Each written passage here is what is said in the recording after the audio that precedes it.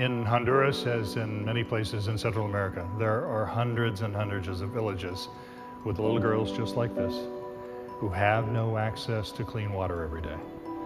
They are sick. They stay away from school. They can't have clean clothes. Their mothers are sick. Their brothers are sick.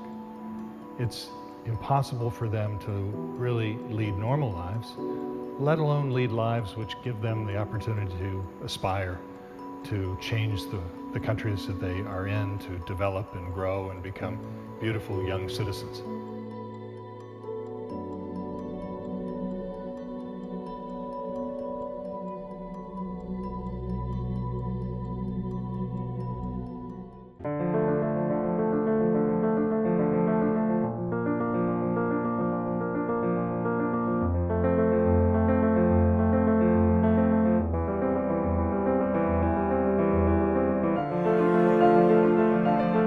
When I first came to Honduras, I learned a lot about what they had to go through just to get through their day, and what it meant to not have clean water and how much of a challenge it was for them.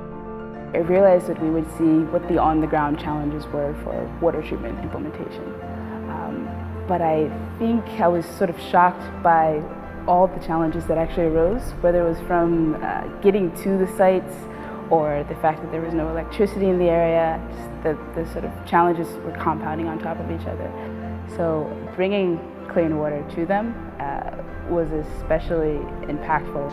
One of the things that has happened in the last maybe 50 years in drinking water treatment is that there's been a real focus on automation and changing how we control the process.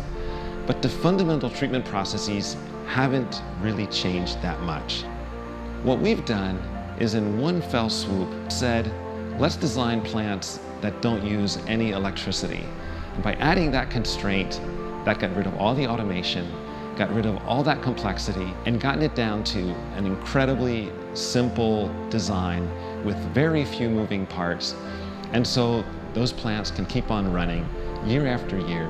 One of the amazing things about the San Nicolas project is that by building the plant at a higher elevation, we actually expanded the water system, and we were actually able to provide just the basic water service to a whole section of the town that didn't have any water service before. And the day when we started operating the plant, to see people getting clean water out of their taps, the newly installed taps in those households was really powerful. This treatment plant has come to solve a big problem in public health that we had in the municipality.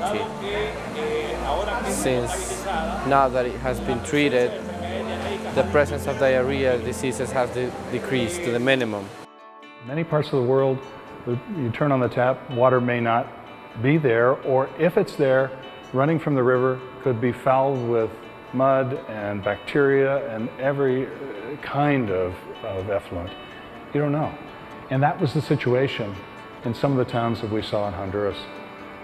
Now, to see them with clean water available every time they turn on the tap, without question, gives a chance for a mother to give the kind of care to her children she'd like to give. It's just a few dollars for most of us. It's just a little bit of time and effort, but the returns to see the smile on a child's face and to know that they're safe and healthy from what we could do to bring them clean water, that's the best reward.